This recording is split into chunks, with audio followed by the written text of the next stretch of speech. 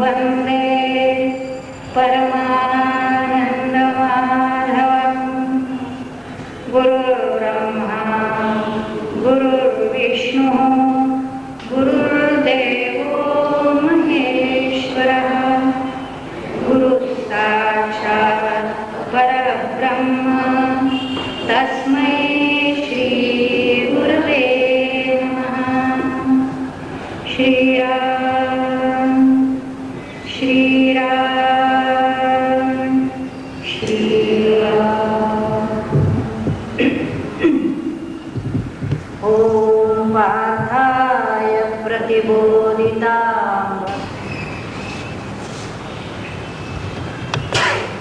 तोषोनी मज द्यावे पसाय दान।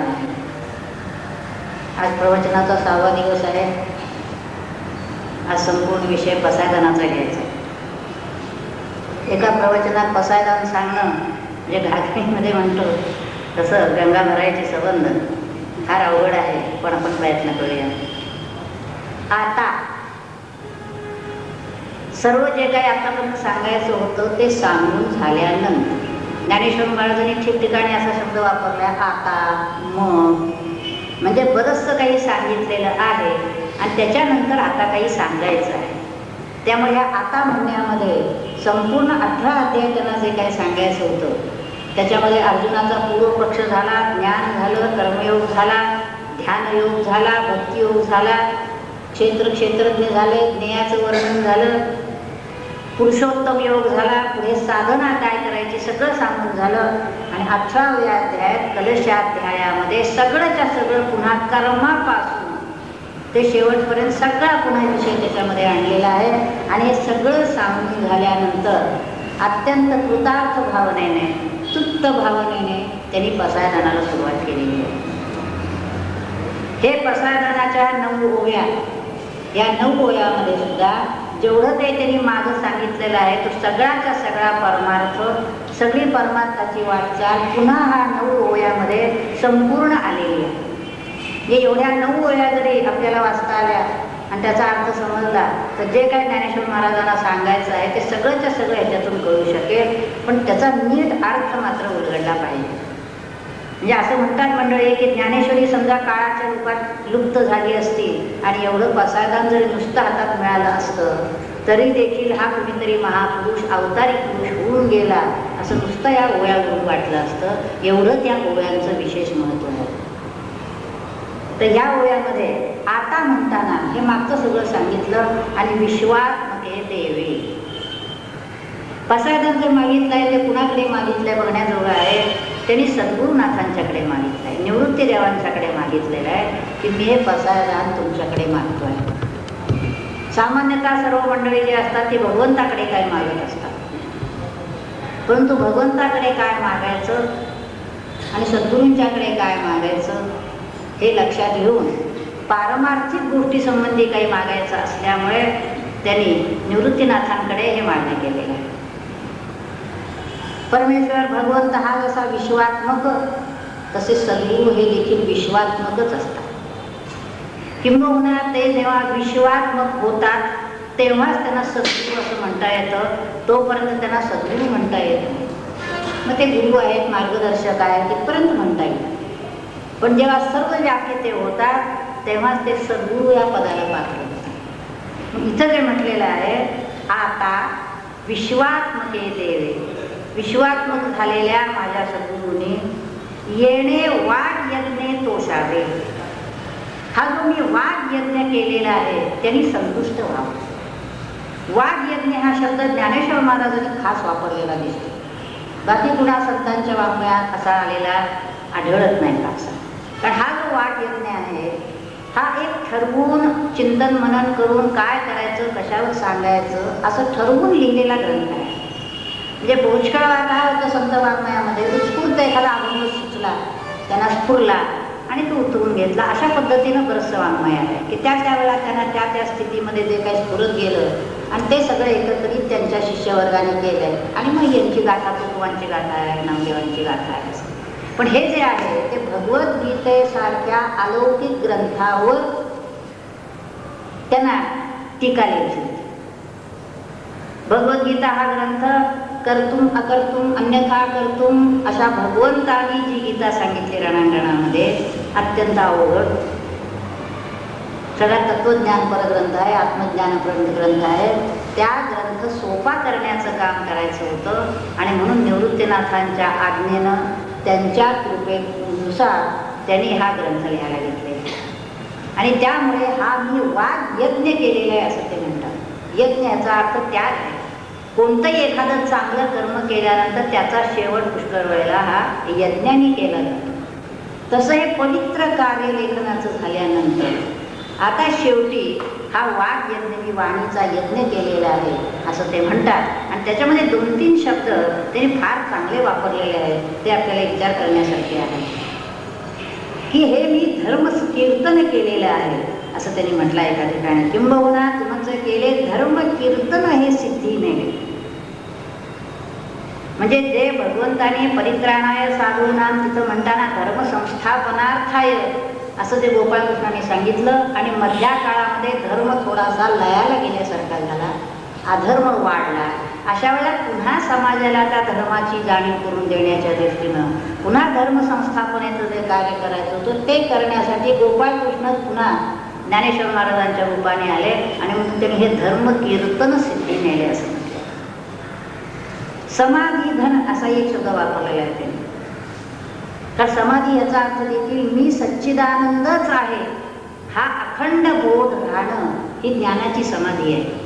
त्याच्या आधी योगाची समाधी आहे, कर्माची समाधी. समाधी मी त्याच्यामध्ये रंगून राहणं. आणि इथं ज्ञानाच्या समाधीमध्ये मी तोच आहे हा अखंड बोध, हे जे धन आहे, अखंड बोध राहणं हे धन, हे समाधीचं धन बांधून मला निवृत्तीनाथाने मला दिलेलं आहे.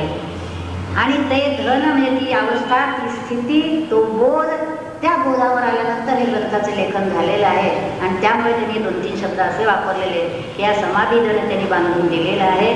त्यांच्याच कृपेनं हा वाद यज्ञ मी केलेला आहे आणि त्याचं एक धर्म संकीर्तन पार पडलेलं आहे. आणि आता तुम्ही मला हे सर्व काम झालं आहे आणि तुम्हाला तुमचा प्रसाद मला आता हवा आहे अशी मागणी त्यांनी त्याच्यामध्ये केली.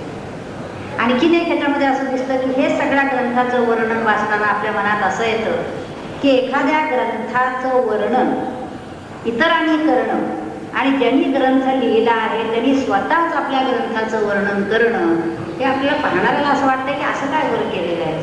ज्ञानेश्वर महाराज आपणच लिहिलेल्या ग्रंथाचं एवढं वर्णन का करताय. तर ह्या ठिकाणी हा ग्रंथ मी लिहिला असा भाव नाही आहे. सद्गुरूंनी हा माझ्याकडून लिहून घेतला. जे संत माझ्यासमोर बसलेले आहेत हे संत म्हणजे माझं माहेरच आहे. त्यांच्या कृपेनं, सद्गुरूंच्या कृपेनं हे जे कार्य आहे हे घडलं आहे. आणि त्यामुळे सद्गुरूंच्या कृपेची थोडवीच ह्या ग्रंथाच्या अंगाने गायली गेलेली आहे आणि म्हणून त्यांनी या ग्रंथाचं वर्णन केलेलं दिसतं. त्याला उपमेला देखील त्यांनी म्हटलं ह्या उपमेला काय घ्यावं, इतका ग्रंथ सुंदर आहे याचा, कशाची उपमा त्याला द्यावी. त्यांनी 2-3 उपमा देण्याचा प्रयत्न केला आणि पुन्हा म्हणतात की नाही, क्षीरसागराची उपमा द्यावी, तोही याला उपयोगी नाही आहे, तर तो विषगर्भवती. दुसरी चंद्राची उपमा द्यावी तर त्याच्यामध्येही दोष आहे, तेव्हा तेही उपमा देता येत नाही. विश्वामित्रांनी तुझी सृष्टी केली ज्या त्रिशंकूसाठी, तो अर्धाच लोंबकळत राहिला. पण जो कोणी हा ग्रंथ वाचेल तो असा मध्ये लोंबकळणार नाही, तो पलीकडेच जाईल. म्हणजे आत्मविश्वास केवढा आहे आणि जोडीनं नम्रता किती आहे. हे दोन्ही एका ठिकाणी राहणं अत्यंत अवघड आहे. पण आत्मविश्वासही आहे आणि पुन्हा नम्रता, हे माझं नाही, किंबहुना तुमचे केले धर्म कीर्तन हे सिद्धी केले, मी केले असं नाही, तुमचं जे आहे ते तर माझे जी उरले पायीकपण. तर माझ्याकडे काय असं विचारा तर काय नाही, मी पायी काय, मी तुमचा दास आहे, माझ्याकडे दुसरं काही नाही. तेव्हा आता विश्वात्मके देवे येणे वाट यज्ञे तोषावे, त्यांनी संतुष्ट व्हावं आणि मग काय करावं, तोषोनी मज द्यावे पसारे दान. हे पसारे दान त्यांनी मला द्यावं. इथं देखील असा प्रश्न येतो की अनेकांनी असं दान भगवंताजवळ मागितलं आहे, प्रार्थना केलेली आहे, पण तेही प्रार्थना करताना त्यांनी स्वतःसाठी केलेली आहे. पुष्कळ हेच दान देगा देवा तुझा विसर न व्हावा, स्वतःसाठी किंवा हरिदासांसाठी अशी प्रार्थना केलेली आहे. परंतु इथं ज्ञानेश्वर महाराजांना स्वतःसाठी म्हणजे मागितलाय पसायदान, परंतु मागितलाय कुणासाठी असं जर विचाराल, विश्वासाठी मागितलं. आणि विश्वामध्ये सुद्धा हरिभक्त फक्त त्यांच्या स्तुतच काहीतरी असावं असं म्हटलं नाहीये, सर्वच्या सर्व.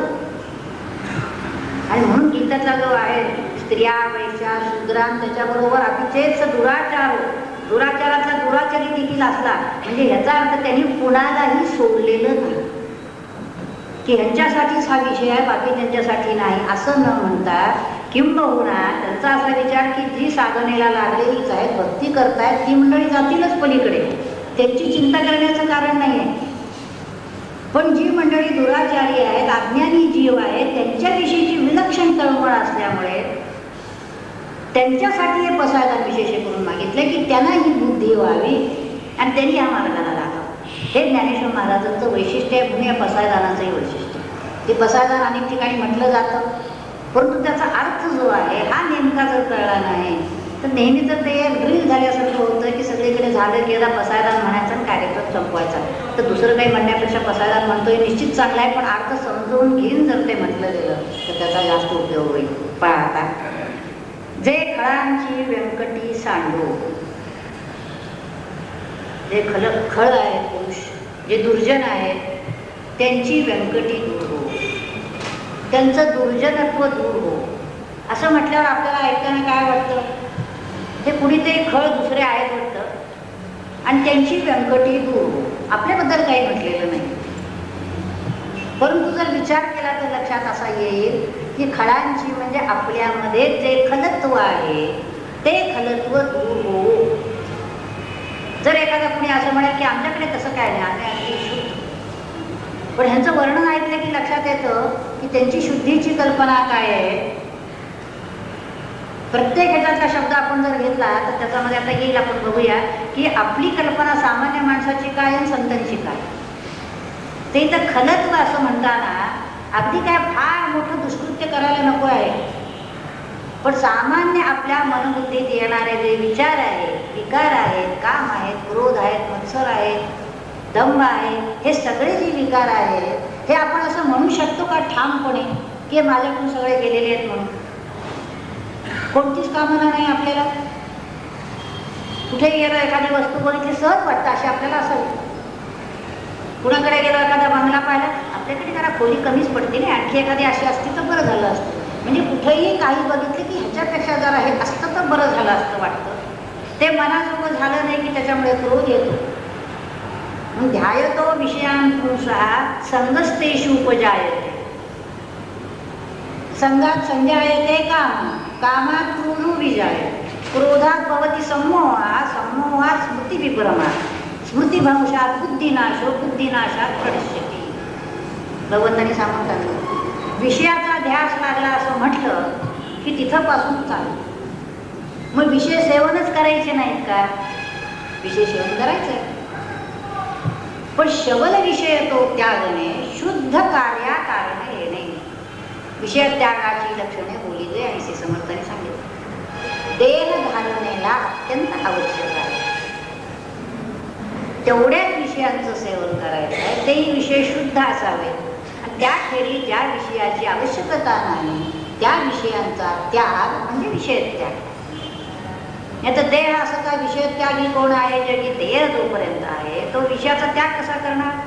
देवाला जेवायला पाहिजे, आपल्याला झोपायला पाहिजे, सगळ्या गोष्टी करायला पाहिजे, खाणं चालणं बोलणं सगळ्या गोष्टी हव्यात. त्या विषय अजिबात टाकायचा नाही आहे, परंतु त्या विषयाची आसक्ती जडली म्हणजे त्याच्या पाठीमागं ही सगळे विकारांची मालिका उभी राहते.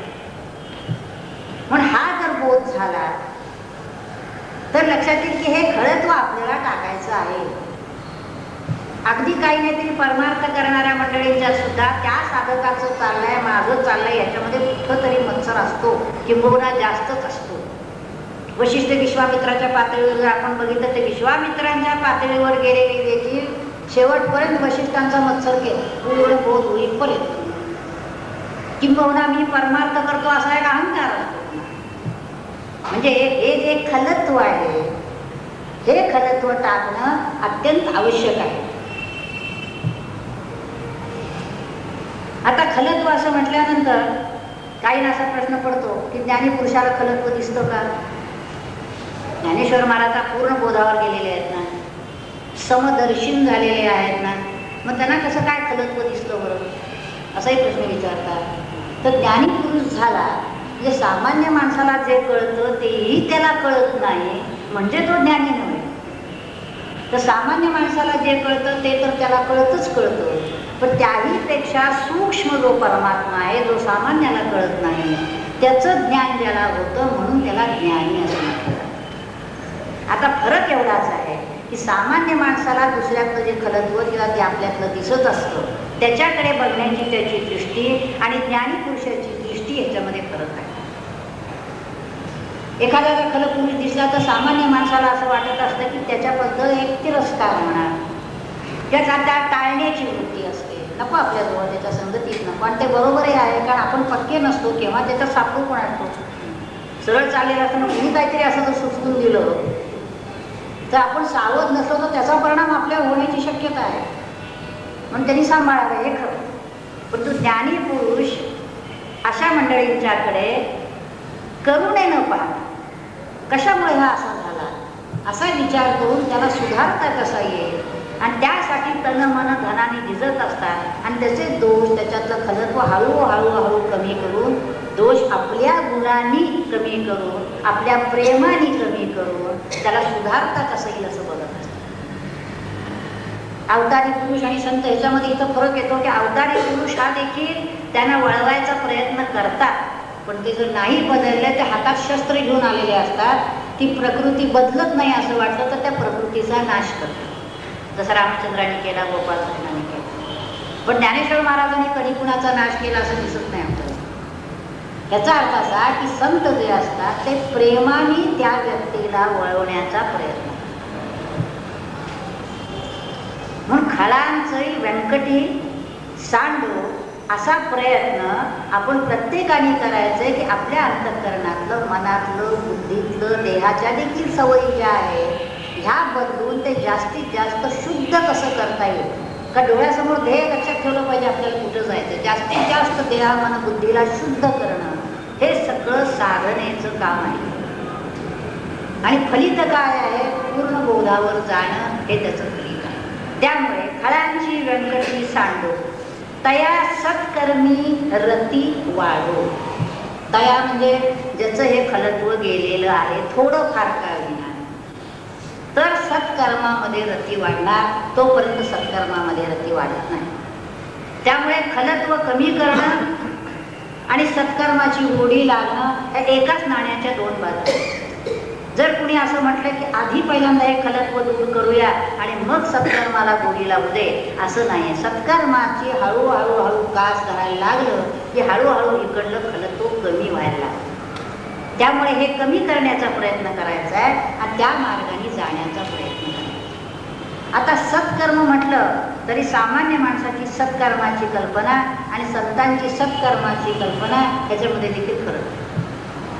सामान्य व्यक्तीला असं वाटतं की आम्ही जे करतोय सत्कर्मच करतोय, दान करतोय, परोपकार करतोय, पूजा करतोय, तीर्थयात्रेला जातोय, सगळ्या गोष्टी काही करतो आहोत, पण ह्याच्या पाठीमागचा हेतू काय असं जर बघितलं, पुष्कळ मंडळी अशी आहे की लहानपणापासून त्यांची विधी पूजा कधी चुकत नाही, नवसास करत असतात, उपास तापास करत असतात, व्रत वैकल्य करत असतात, सगळी सत्कर्माच आहे त्यांच्या दृष्टीने. परंतु ते कर्म जर काही अपेक्षेनं केलेलं असेल तर संतांच्या दृष्टीनं ते सत्कर्म होत नाही, ते वाणिज्य होतं. की हे मी एवढं करते म्हणजे भगवंताचं मला असं असं. या मुलीचं लग्न ठरवायचं होतं, ते ठरलं, आता सत्यनारायणाची पूजा. का तर लग्न ठरलं ते तुझ्यामुळे ठरलं, आता एकदा सत्यनारायणाची पूजा घातली की तुझं माझं देणं संपलं. त्यामुळे ही जी वरवर वाटणारी सत्कर्म आहे ही जर त्या बोधाने केली जात असते किंवा संसाराची डागडुजी करण्यासाठी केली जात असते तर त्याला ते सत्कर्म म्हणत नाही. अगदी ज्ञानेश्वरी सांगण्यासारखं कर्म जरी असेल तरी ते सुद्धा जर का मानासाठी, कीर्तीसाठी लोकांनी कारण आपल्याकडे पद्धत आहे, प्रवचन कीर्तन झालं की त्याला नमस्कार करायचा.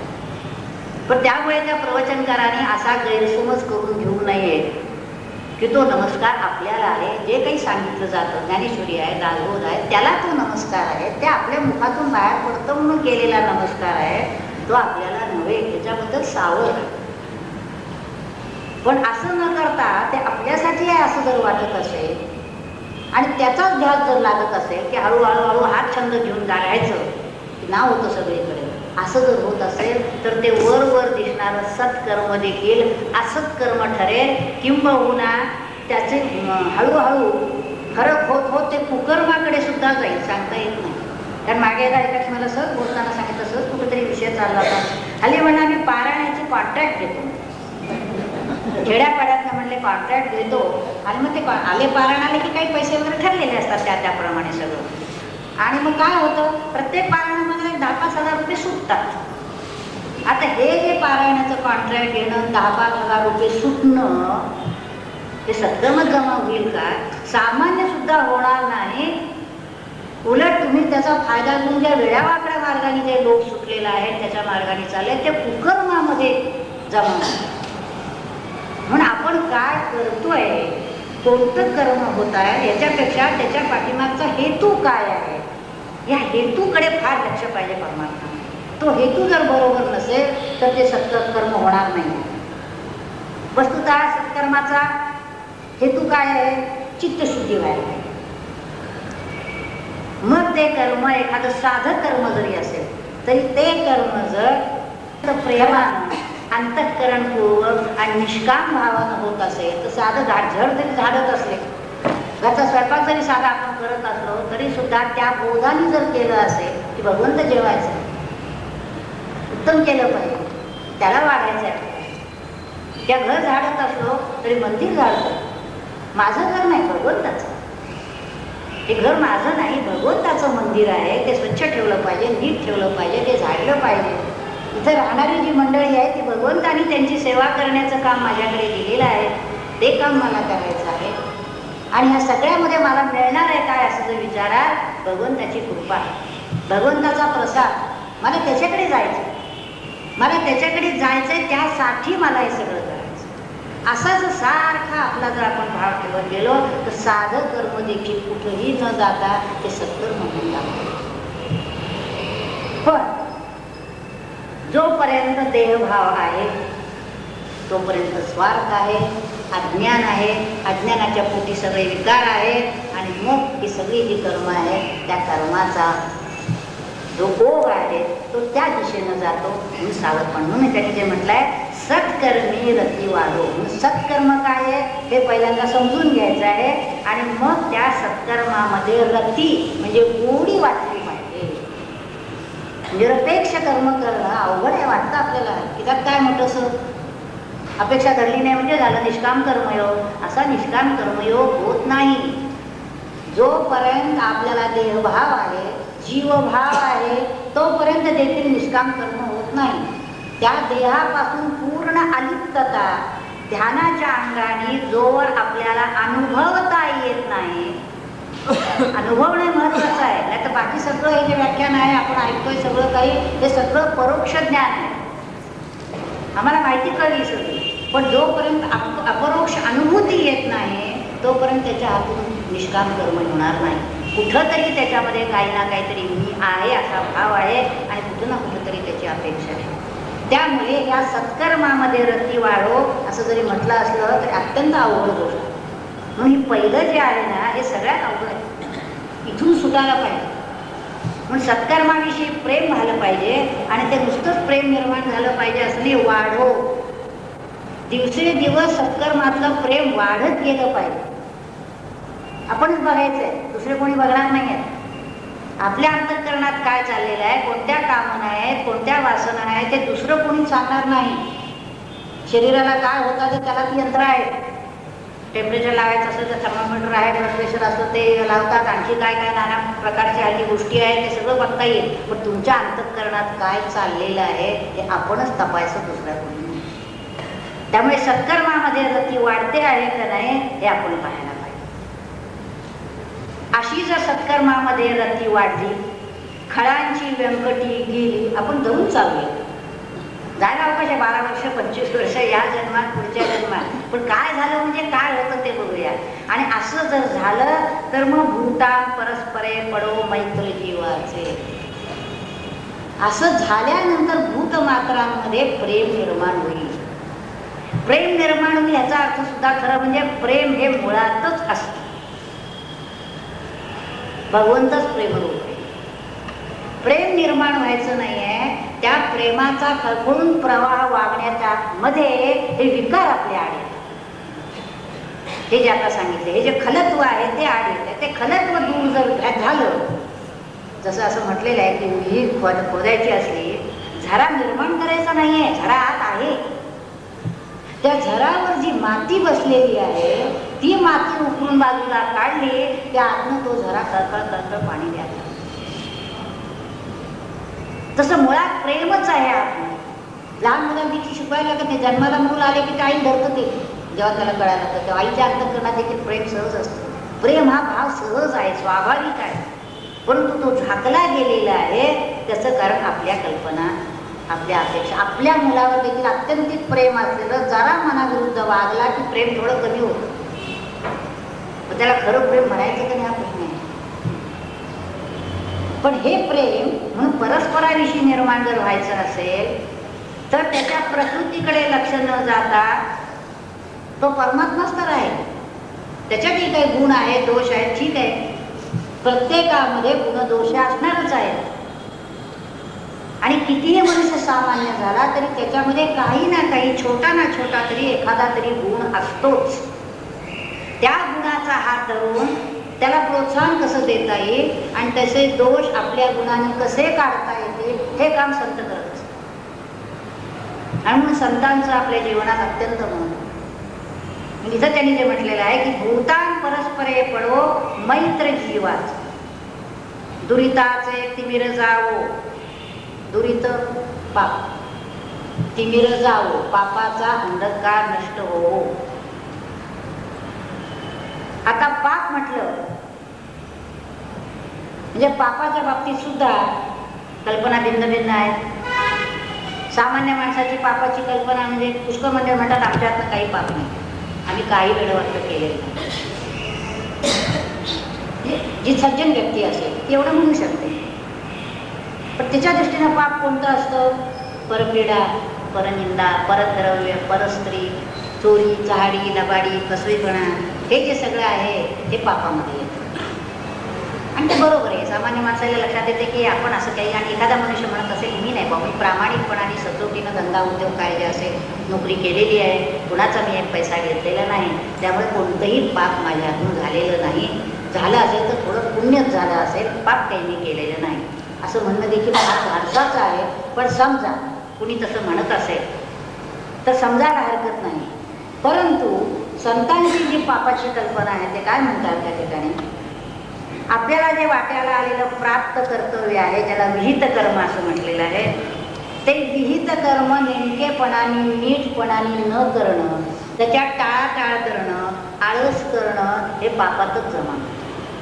विद्यार्थी आहे उत्तम अभ्यास केला पाहिजे, गृहिणी आहे घरची सर्व कामकाज उत्तम केलं पाहिजे, धंदा उद्योग करणार आहे, नोकरीला जाणार आहे, तिथं गेल्यानंतर जे काम दिलेलं आहे अत्यंत सचोटीनं, 5ला ऑफिस सुटायचं म्हणतं की 4 पासून घड्याळाकडे लक्ष नको, कधी त्यावेळी संपती आणि जातो असं नाही आहे.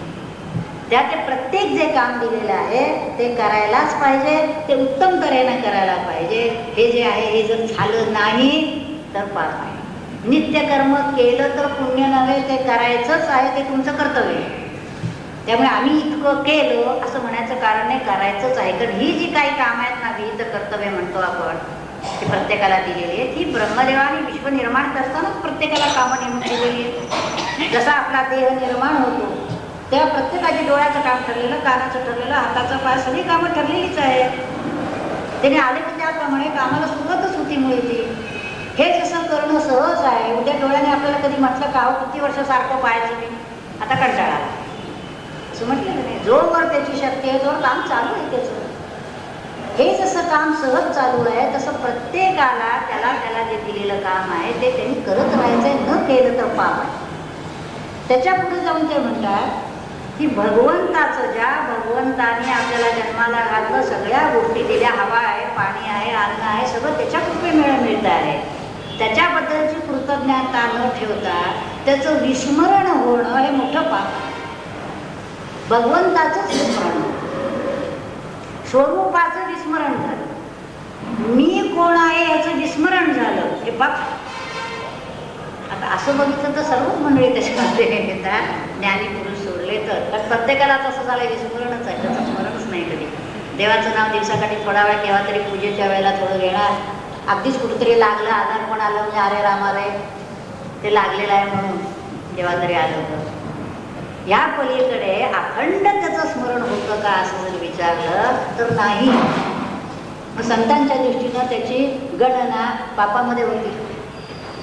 मी आत्मा आहे हा बोध नसणं पाप, मी देह मन बुद्धी आहे असं वाटणं अज्ञान पाप. सकाळी उठल्याचं पापच पाप लक्षात येतं आपल्याला. मग पुण्य काय होतं? किंवा एवढंच नाही तरी म्हटलंय, स्वतः पुरता विचार, आपल्या कुटुंबापुरता विचार एवढंच मर्यादित राहणं हे पापच जण. आपला विचार, कुटुंबाचा विचार, त्याबरोबर ज्या समाजात आपण राहतो त्या समाजाचा विचार, ज्या देशात आपण राहतो त्या देशाचा विचार, म्हणजे नुसताच विचार नाही चिंतन करत बसले देशाचं समाजाचं, करतच नाहीत, काही नाही. ते ऋण आहे, ते ऋण फेडायचा यथाशक्ती आपल्याकडून जे काही आहे त्यांनी ते ऋण फेडणं हे आपलं कर्तव्य आहे. ते केलं ह्याच्याबद्दल मी केलं असं वाटायचं कारण नाही, नाही केलं तर पाप. आता ह्या सगळ्या त्यांच्या व्याख्येवर आपण बघूया काय होतंय ते, की दुरिताचे तिमिर जावो, म्हणजे हे जे पाप आहे हे जर घालवायचं असेल तर आमच्या वैद्यकीय क्षेत्रात म्हणजे असं म्हटलंय ट्रीटमेंटमध्ये, रिमूव्ह दी कॉज. कुठली ट्रीटमेंट लिहायची झाली की पहिलं वाक्य असेल रिमूव्ह दी कॉज. म्हणजे कुठलाही आजार झाला असेल तर तो कशामुळे झालेला आहे ते कारण दूर करा. आता इथं ते पाप कशामुळे आले आहे हे लक्षात घेतल्यानंतर ज्या अज्ञानामुळे झालेलं आहे त्याला ज्ञान प्राप्त करून देणं. आणि ज्ञान प्राप्त करून देणं म्हणजे कुठलं बाहेरचं ज्ञान नव्हे, आत्मज्ञान प्राप्त करून देणं हा त्याच्यावर उपाय आहे. म्हणजे हे पाप जर दूर करायचं असेल तर त्याला एकच उपाय की त्या जीवाला आत्मज्ञान करून देणं, मीच आत्मा आहे या बोधावरून. आता आपण पसायदान इतके वेळा ऐकलेला आहे, हा कधी अर्थ आपल्यापर्यंत आलाय का किंवा आपण कधी ऐकलाय का? हे जे अर्थ आहेत ना हे संतच करू शकतात. मी सुद्धा हे सांगते, हे स्वामीजींनी जे जे काय सगळं सांगितलेलं आहे, जे शिकवलं त्याच्या अंदाजावरनं चाललेलं आहे. तर अशा तऱ्हेनं त्यांनी सांगितलंय की हे जे आहे पाप नष्ट करण्यासाठी असं पुण्य केलं पाहिजे. कुठलं पुण्य केलं पाहिजे ते बघा, त्याच्यावर ज्ञानेश्वर महाराजांची ओवी आहे, स्वर्गा पुण्यात्मके पापे येईजे, पापात्मके पापे नरका जाईजे, माते जेणे पाहिजे ते शुद्ध पुण्य. म्हणजे पुण्यात्मक पाप म्हणजे वरवर दिसताना पुण्यकर्म यज्ञाचं कर्म चाललेलं आहे, पण त्या यज्ञाच्या कर्माने स्वर्गाची अपेक्षा करतो आहे.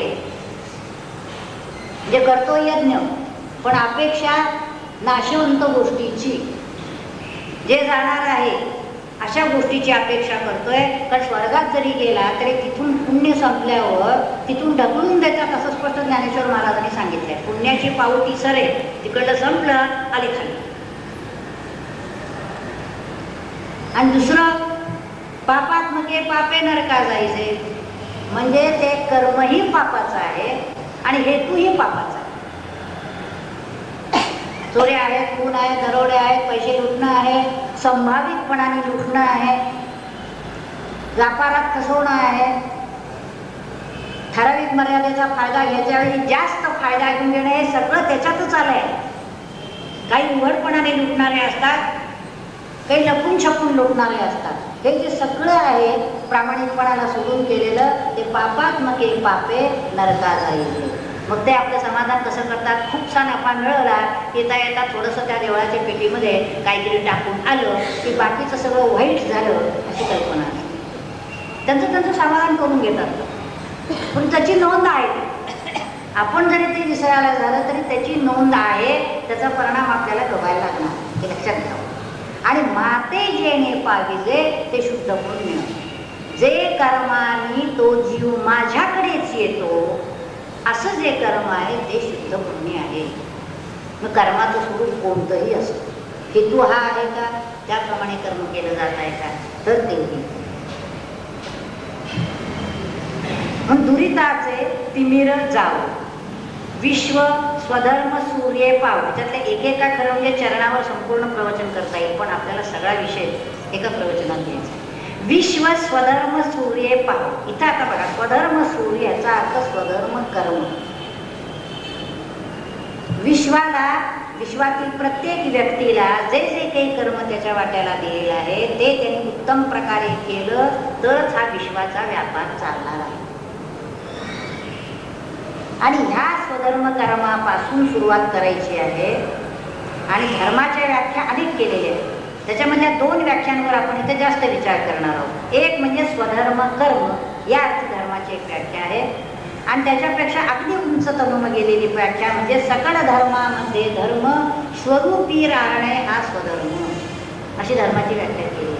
स्वरूपाच्या ठिकाणी स्थित होणं याला धर्म असं म्हटलेलं आहे. म्हणजे स्वधर्म कर्माला सुरुवात करून पोचायचंय कुठं, तर स्वरूपाच्या ठिकाणी पोचायचं. इथपर्यंत ती वाटचाल व्हायला पाहिजे, ते एका दिशेने व्हायला पाहिजे, त्याच्यामध्ये मागं येणं नाही. त्यामुळे विश्व जे आहे ते स्वधर्म सूर्याच्या प्रकाशात पाहू नये. म्हणजे ह्याच्यामध्ये विश्वाला स्वधर्म कर्म करायला पाहिजे हे लक्षात घ्यायचं. आणि जो साधक ही वाटचाल करतो आहे त्या साधकाने विश्वाकडे पाहताना या स्वरूप बोधाच्या प्रकाशात विश्वाकडे पाहिलं पाहिजे. बारीक अर्थ आहे, आपण नीट लक्षात घेऊया. हे करता करता स्वरूप बोधाच्या प्रकाशात विश्वाकडे पाहायचं. याचा अर्थ उपाधी सकट जे आपल्या समोर येत आहे त्या उपाधीतलं जे चैतन्य आहे तिकडे दृष्टी जाऊ दे आणि आपलं वर्तन त्याप्रमाणे व्हायला पाहिजे. म्हणजे त्याला समदर्शन असं जे म्हटलेलं आहे, सर्व ठिकाणी एकच परमात्मा आहे अशा बोधाने राहायला पाहिजे. परंतु समदर्शन जरी असलं तरी ज्ञानी पुरुष देखील समवर्तीन नसतात. पुन्हा वागायच्या वेळेला चोर कोण आहे, साव कोण आहे बघायलाच पाहिजे. सर्प विंचू नारायण घरात आणून ठेवता येत नाही, आपल्याला लांबच ठेवायला लागतो. जावई घोड्यावरून आला तर घोडा कबिल्यातच बांधायचा आणि जावायला आपल्या पंथीला घ्यायचं आहे, त्या घोड्याला तिथे आणून ठेवायचं नाही. म्हणजे हे जे पुन्हा डिस्क्रिप्शन आहे हा व्यवहार पुन्हा व्यवहाराच्या पातळीवर वागायचा आहे. पण ते करत असताना हात लक्षात ठेवायचा की एकच नारायण त्याच्यातही आहे ह्याच्यातही आहे. म्हणून अशा तऱ्हेने विश्व स्वधर्म सूर्य पाहो असं सगळं झाल्यानंतर जो जे वांछील तो ते लाभो. काही मंडळी एवढाच अर्थ देतात तेवढा, आणि जो जे वांछील हवा मी इतकी वर्ष पसायला म्हणतो आहे पण अजून आमची एक देखील इच्छा पुरी झाली नाही. काय मागितली इच्छा, हे संसारात काहीतरी मागत राहायचं. पण जो साधक ह्या बोधावर आला असेल तो दुसरं काय मागणार, कोणती वांछा त्याला होईल. तो जे मागेल ते परमार्थातलंच मागेल. किंवा ध्यान उत्तम लागलं पाहिजे, नामामध्ये असा रंगून गेलो पाहिजे की विसर पडला पाहिजे देहाचा. भगवंता तुझ्या चरणाकडे मला यायचं, तिथं मी कधी येणार, तो बोध मला कधी होणार, अशी जर त्याची इच्छा असेल तर ती इच्छा त्या प्राणीजाताला वांछील तो ते लाभो, ते त्याला प्राप्त होईल. तसं व्हावं असं पसायदान मागितलं. जे जे काही हवं आहे अशा स्थितीमध्ये संसारी मंडळी असतील ते संसारातलं मागतील, मुमुक्षु असेल साधक असेल तर तो परमार्थातलं मागेल. तो म्हणे दुसरं काही नको मला हेच पाहिजे, फक्त काही. अशी जेव्हा त्या साधकाची साधना होते, दुरिताचा तिमिर संपलेला आहे, स्वधर्म सूर्याच्या प्रकाशात तो पाहतो आहे, सत्कर्मात रती वाढलेली आहे. हे इतकं सगळं जरी झालेलं असलं तरी जोवर सद्गुरूंची भेट नाही तोपर्यंत मोक्ष नाही. पण अशा तयारीचा जर साधक सद्गुरूंच्याकडे गेला तर त्याची वाटचाल झपाट्याने. जसे माधवनाथ स्वरूपानंदांच्याकडे गेले, सर्व तयारी निशी, निर्विकल्प समाधी देखील अगोदर त्यांना प्राप्त झालेली होते. आणि स्वरूपानंदांच्याकडे गेले आणि ते काय थोडंसं राहिलेलं होतं, त्यांनी आपल्या चरित्रात सांगताना म्हटलेलं आहे की थोडंसं जे काय राहिलेलं होतं महत्वाचं तेवढं सद्गुरू करून घेतात. बस 68 सालाला गेले, त्यांना लगेच 1-2 वर्षातच पूर्ण बोध अनुग्रहाचा तर त्यांना अधिकार त्याच वेळेला दिलेला होता. कारण अनुग्रहाचा अधिकार द्यायला मनुष्य पूर्ण व्हायला लागतो असं नाही.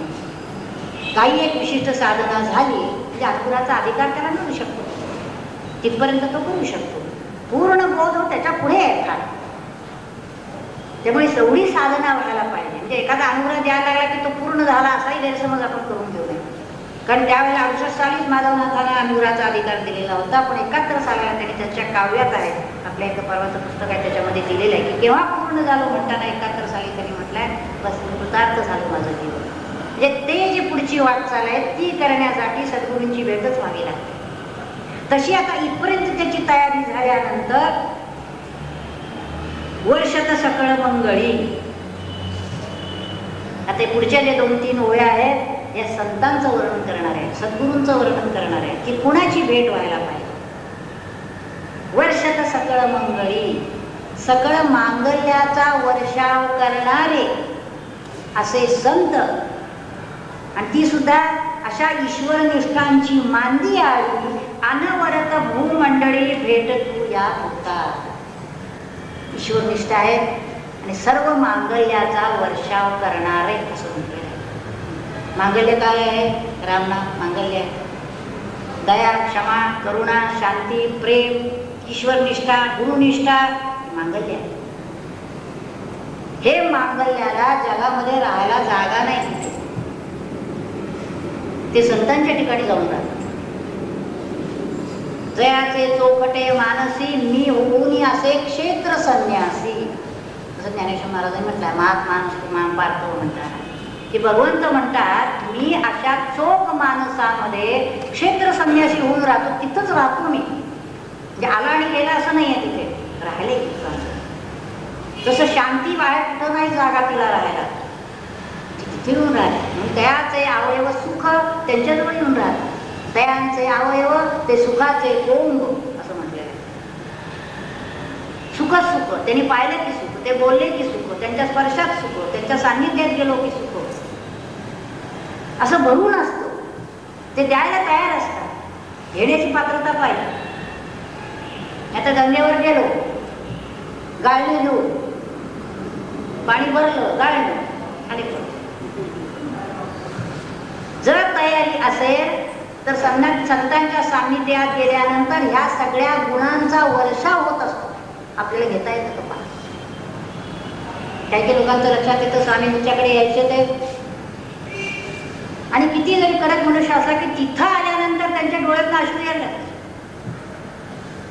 पाजरायला लागायचं. दगड देखील पाजरतो संतांच्या सान्निध्यात गेल्यानंतर. पुन्हा बाहेर आला तो कडक होतो काही वेळेला, पण तिथं तरी निदान पाजरतो, असं लक्षात. असं जाता जाता सान्निध्य मिळता मिळता हळूहळू त्या दगडामध्ये परिवर्तन होत जातं. मग हे जे सगळं आहे, सगळ्या मांगल्याचा वर्षाव करणारे संत, ते सर्वच्या सर्व मंगल त्यांच्या ठिकाणी असतं. कशासाठी असतं असं विचारात तर इतर जे अमंगल आहे ते घालवण्यासाठी भरभरून असतं. जय जय ओ शुद्धे उदारे प्रसिद्ध असं म्हटलं आहे. त्यांची शुद्धी कशी असती तर असतात काय. एखादा अशुद्ध मनुष्य आला तर सामान्य मनुष्याला ती अशुद्धी लागण्याची शक्यता आहे. पाणी सगळ्या गोष्टी शुद्ध करतं, पण स्वतः गढूळ होतो ते शुद्ध करण्यामध्ये. परंतु संत सद्गुरू हे असे असतात की दुसऱ्याची अशुद्धी घालवतात, स्वतःची शुद्धी न जाता. तो अशुद्ध मनुष्य संगतीत आला म्हणून हे अशुद्ध झाले असं कधी होत नाहीये. त्याला शुद्ध करण्याचं सामर्थ्य त्यांच्याकडे असतं. अशी परमशुद्धी देणारे असे हे असतात. म्हणून वर्षत सकळ मंगळी ऐसे ते ईश्वर निष्ठांची मांदी आली. ईश्वर निष्ठ आहे. आपण बघितलं परवा देखील की विश्वास, श्रद्धा आणि निष्ठा. विश्वास असला जाऊ शकतो, श्रद्धा असली कमी जास्त होऊ शकते, परंतु निष्ठा जर असेल तर ती निष्ठा कधी ढासळत नाही, काहीही हो. म्हणून असे जे ईश्वर निष्ठा आहे त्या ईश्वर निष्ठांची मांदी आली त्यांना भेटू साधकांना. विचार असा आहे तो मांदी आली कशाला भेटले? एक सद्गुरू पुरत नाहीत का त्याच्या उद्धाराला? ते सद्गुरू जर अखंड त्याला सान्निध्य मिळत असेल, अखंड याचा अर्थ जवळपास रोज म्हणा, 2 दिवसांनी म्हणा, 4 दिवसांनी म्हणा, तर पुरेसा आहे. परंतु पुष्कळ ठिकाणी सद्गुरू एका ठिकाणी असतात, शिष्य जाऊन त्यांचा अनुग्रह घेऊन येतो आणि आपल्या गावाला जातो. मग तिथं जे जे काही त्यांनी सांगितलेलं असतं ते इतका विसर पडतो. पण तेवढं झालं की पुन्हा व्यावहारिक माणसांशी संबंध, तेच सगळे पुन्हा काम, क्रोध, लोभ असे जे काही विचार सुरू असतात, त्याच्यामध्ये तो केलेला बोध केव्हाच पुसून जातो आणि हा परत खाली येतो. म्हणून ते असं म्हणतात, जिथं जिथं कुठं तो जात असेल तिथं त्याला संतांची मांदियाळी भेटो. नाही भेटलं तर किमान त्यांचे ग्रंथ तरी, मग रोजच्या रोज निदान तरी त्यांचं वाचन ते ग्रंथाचं केलं पाहिजे. वाचन याचा अर्थ मी वाचून टाकलं नव्हे, तो जो बोध आहे थोडं वाचलं तरी चालेल, डोक्यामध्ये ते सारखं ठेवलं पाहिजे, त्याचं चिंतन केलं पाहिजे. अशी ईश्वरनिष्ठांची मांदियाळी अनवरत भूमंडळी भेटतू या होता, असे त्याला अखंड भेटत जाऊ दे. आणखीन या संतांचं वर्णन कसं केलेलं आहे? चला कल्पतरूंचे आरव. हे कसं आहे माहिती आहे का? कल्पतरूंचे नाजूक नाजूक कोंब आहेत. कल्पतरू कसे आहेत? कल्पतरू म्हणजे असं एक कल्पना आहे की आपण जी काही इच्छा करू त्याच्या ठिकाणी बसून ती इच्छा पूर्ण होते. त्या इच्छा बहुधा ऐहिक असतात. पण ह्या कल्पतरू जर काही आमची मागितलं तर ते म्हणतात, कल्पतरू असा शब्द वापरला की वृक्षाचं खोड डोळ्यासमोर दिसतं. संत असे कठीण नसतात, कडक नसतात, कठीण नसतात, कठोर नसतात. मग तिने पुढे शब्द वापरला ओम. कल्पतरूचे पण ओम आणि कसे चालते बोलते. चालते बोलते कल्पतरूंचे कोंब आहे. कल्पतरू पुढे चिंतामणी म्हटलेलं आहे. हे ही जी आहेत कल्पना आहे, त्या चिंतामणी कुणी पाहायला माहीत नाही, पण तशा काही कल्पतरू, कामधेनू असं जसं म्हटलंय तसं मी त्याचा अर्थ असा आहे की तो जर असेल तर मागेल ते मिळतं आपल्याला, असं आहे. परंतु ते आपल्याला मागेल ते देत असतात, परंतु ते दिल्यानंतर आपल्याशी बोलत नाही. जे काय मागितलं ते पुढे येतं. आणि हे जे आहेत ना कल्पतरूंचे कोंब, आरव, चिंतामणीचे गाव, ते आपल्याशी बोलतात प्रत्यक्ष. बघा ना, बोलते जे अर्णव पियुषाचे, ते आपल्याशी बोलतात. एवढंच नव्हे तर जे काय आपल्याला पारमार्थिक देतात त्याचा विनियोग कसा करायचा ते देखील ते शिकवतात. नुसतं देऊन टाकलं तो तुझं तू असं नाही आहे, कशा तऱ्हेनं ते वापरतात. बोलते आणि जे अर्णव पियुष, आणि बोलणं कसं त्यांचं पुन्हा अमृताचे जसे कळलो. आपण कसं बोलतो सकाळी उठल्यापासून, आम्ही नेहमी म्हणायचे बोलत असताना की आपण कसं बोलतो, संत कसे बोलतात बघा. जरी एखादी गोष्ट चुकीची आहे असं जरी सांगायचं असलं तरी ती सांगण्याची त्यांची जी पद्धत असायची ती इतक्या गोडीने की खरं सांगायचं म्हणजे आपलं जर लक्ष नसेल तर त्यांनी काय सांगितलंय आपली चूक दाखवली लक्षातच येत नाही. जर एखाद्या आले त्यांचा आपल्या डोळ्यात नाशू विश्व असं सगळं आलंय, त्यांनी नमस्कार केला आहे, केला काय भाव आहे असं म्हणायचं की समजावं बुद्धीचा अभाव दिसतो. आपण समजून घ्यायचं त्या ठिकाणी.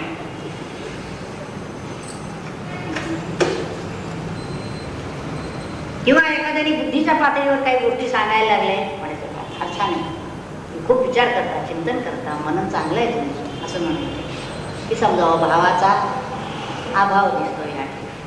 म्हणजे ते जेव्हा एखादी गोष्ट सांगत असतात तेव्हा आपल्याला जर ती नीट समजली नाही तर आपल्याजवळ जो एवढासा गुण कुठून शोधून त्यांना सापडतो, खरं म्हणजे नसतोच तो. पण थोडासा जर कुठला असेल तर ते काय त्याचं कौतुक करतात. वा ध्यानाला बसला अर्धा तास, वा छान, आता थोडा वाढवायचा, थोडं म्हणायचं,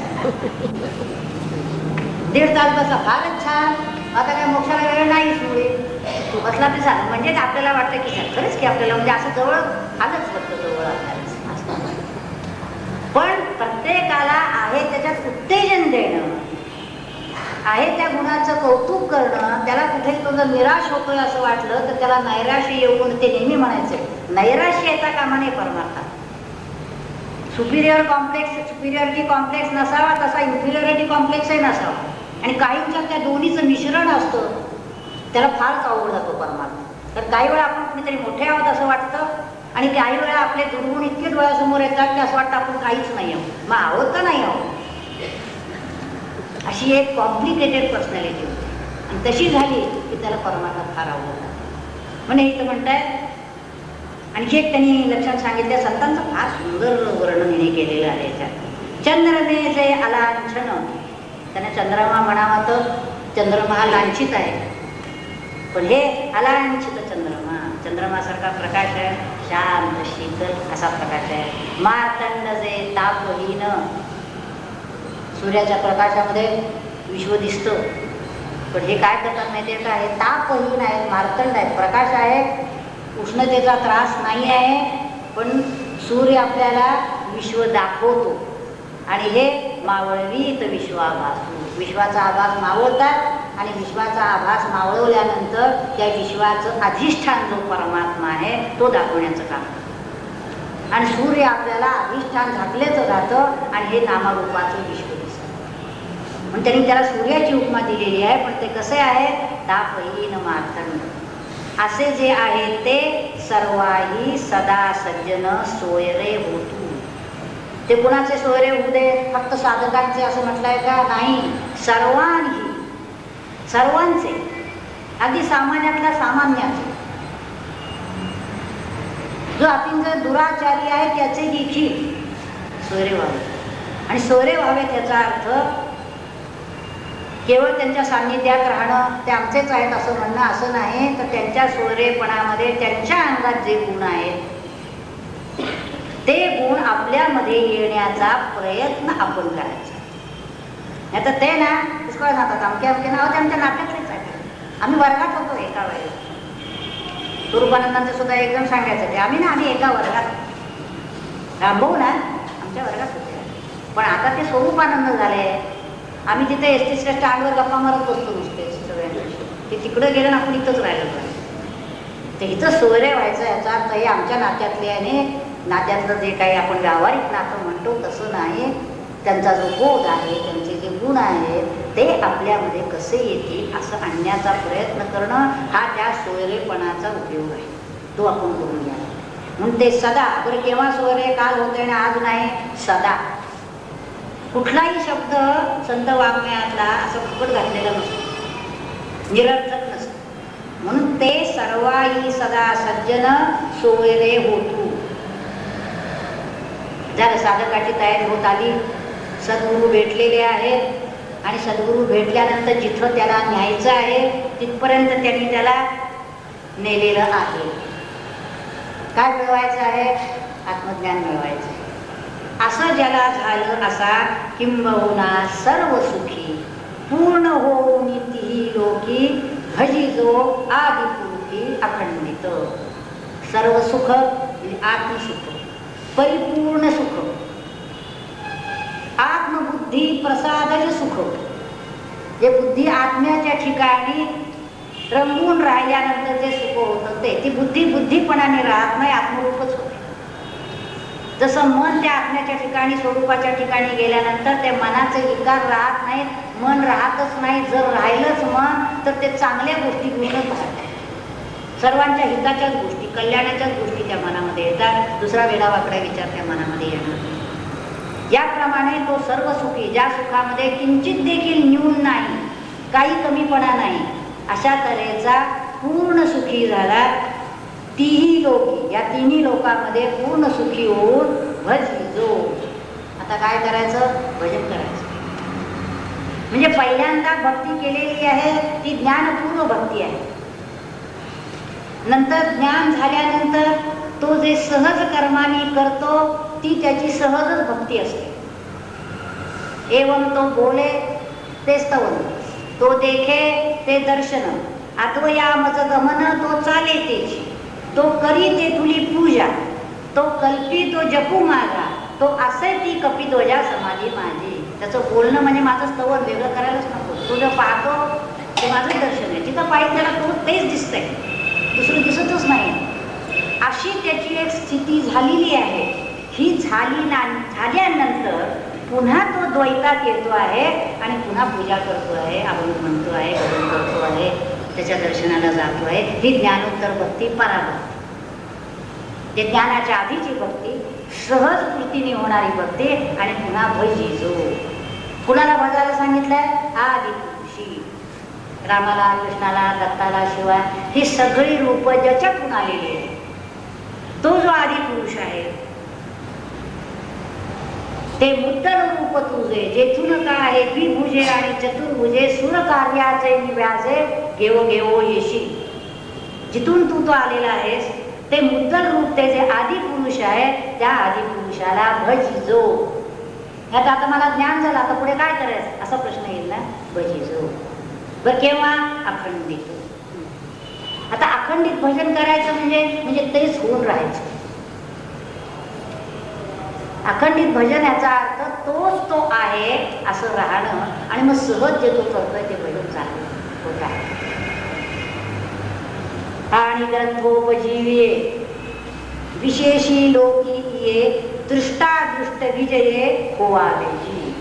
आता इथं ग्रंथोपजीवी म्हटल्यानंतर पुष्कळ जण असं म्हणतात ह्या ग्रंथावर ज्याची उपजीविका चाललेली आहे, जे प्रवचन करतायत, कीर्तन करतायत, त्याच्यामुळे जे पैसे मिळत आहेत त्याने बरं चाललेलं आहे आमचं. का? ग्रंथोपजीवी.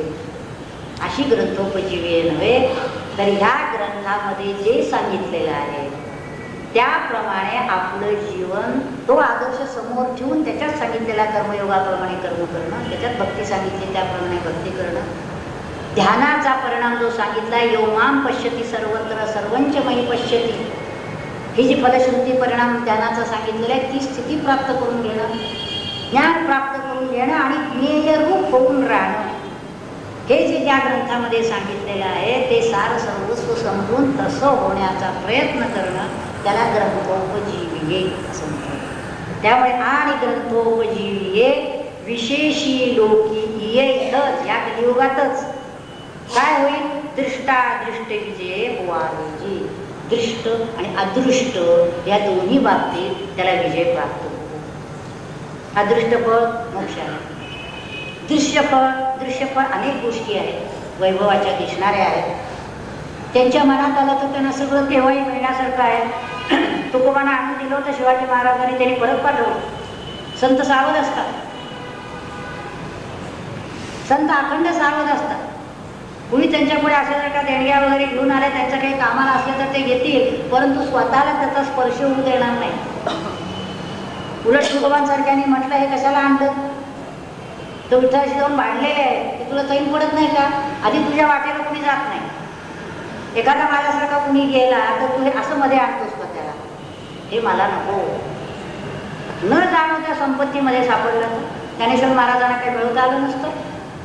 जे संत आतापर्यंत होऊन गेले त्यांना काय असं मोठे चैन वैभव मिळवता आलं नसतं. त्यांना त्याची इच्छाच नसते. जे काही देहधारणेपुरतं आहे सहज येत असतं. स्वरूपानंद जसे होते तसे त्याच खोलीत तेच फर्निचर तेच सामान वर्षानुवर्ष अनेकांनी विचारलं हे बदलायचं का ते बदलायचं का, छान आहे छान. देहाला गरजेपुरतं मिळालं, बाकीच्या गोष्टीला काय महत्व आहे. आणि त्यांचं खरं वैभव असं असतं की बाहेरच्या गोष्टीवर वैभव नाही, ते अनेकांच्या अंतःकरणामध्ये स्थिर झालेले असते. अनेकांनी त्यांना आपल्या अंतःकरणात साठवलेलं असतं. हजारो लाखो लोक त्यांच्या पाया पडत असतात, त्यांचा शब्द प्रमाण मानत असतात. ते सहज जे बोलतील ते आज्ञा आहे असं समजून त्याप्रमाणे आचरण करण्याचा प्रयत्न करतात. अनेकांच्यावर त्यांची इच्छा नसताना देखील त्या सत्ता चालवित असतात. त्याला त्यांची सत्ता चालवून घेण्यात त्या जीवाला आनंद वाटत.